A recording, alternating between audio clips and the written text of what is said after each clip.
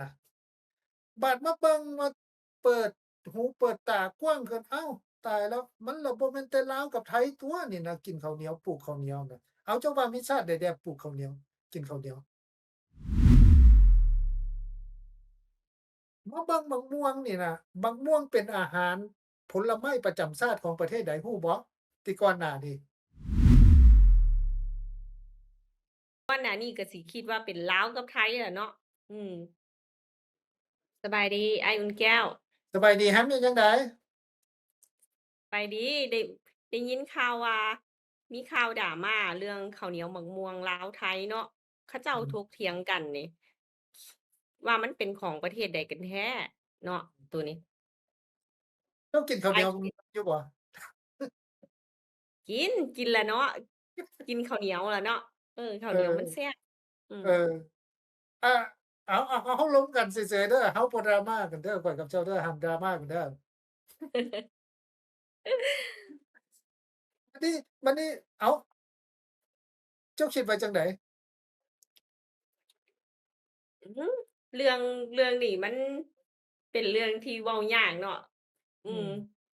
คือเถียงกันคือไก่กับไข่อันใดออกก่อนกันจั่งซั้นแหละอ้าย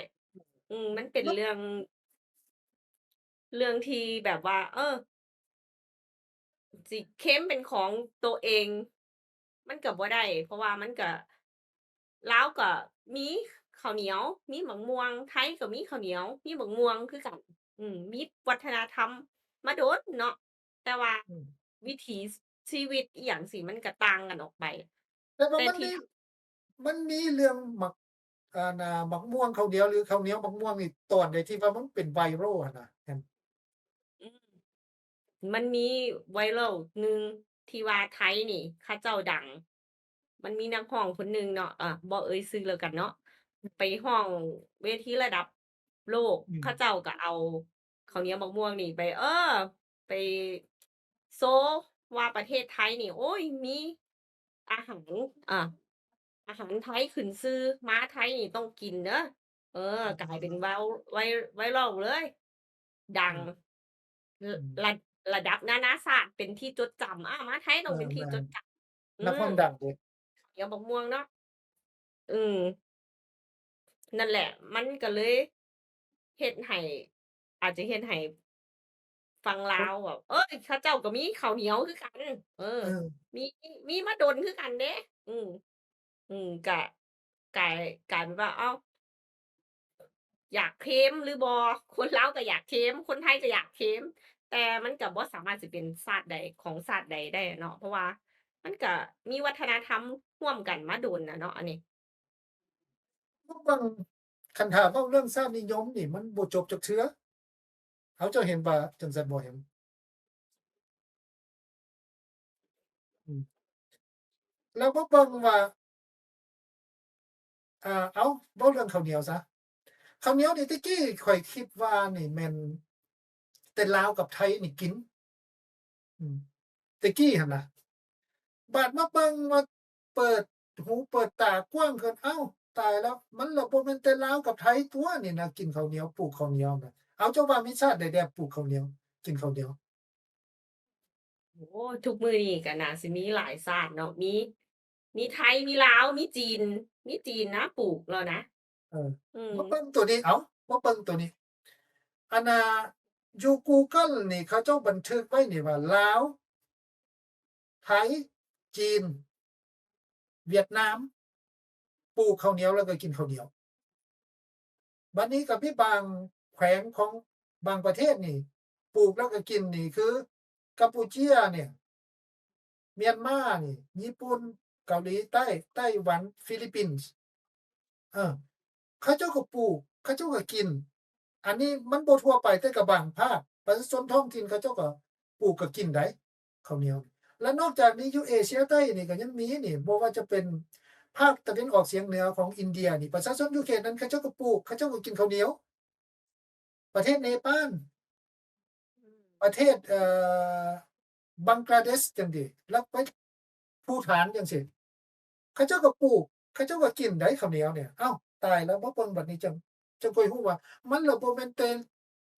คนลาวกับคนไทยตั่ว กินข้าวเหนียว ปลูกข้าวเหนียวอะนะ มาเบิ่งอะนะ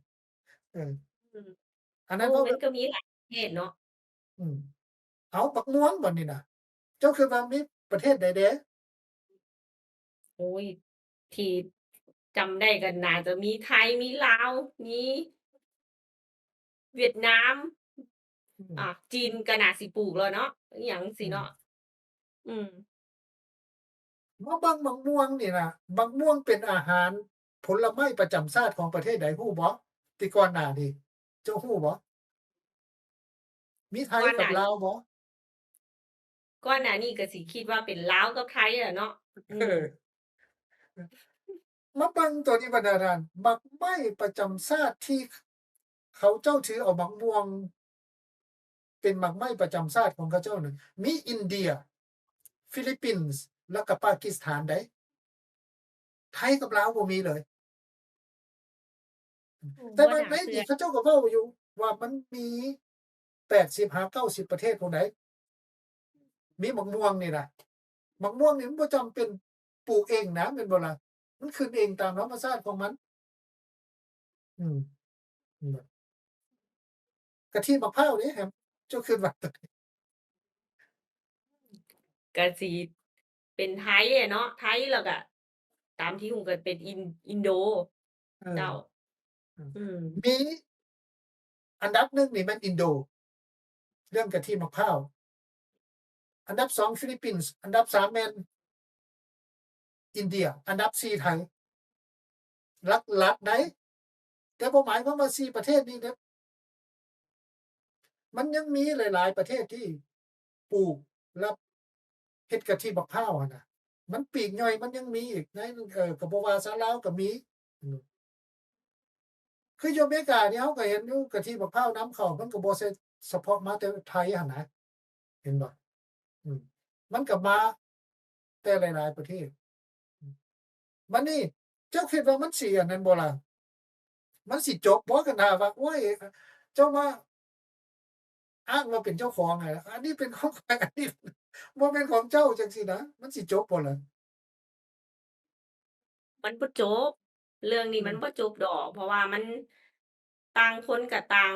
ไทยลาวนี่มันมีวัฒนธรรมร่วมกันมาโดนแล้ว อืม อืม แต่ว่ารูปแบบการกินมันอาจจะต่างกันออกไปเนาะ อืม อืม เพราะว่าคันสิเคลมเป็นเจ้าของ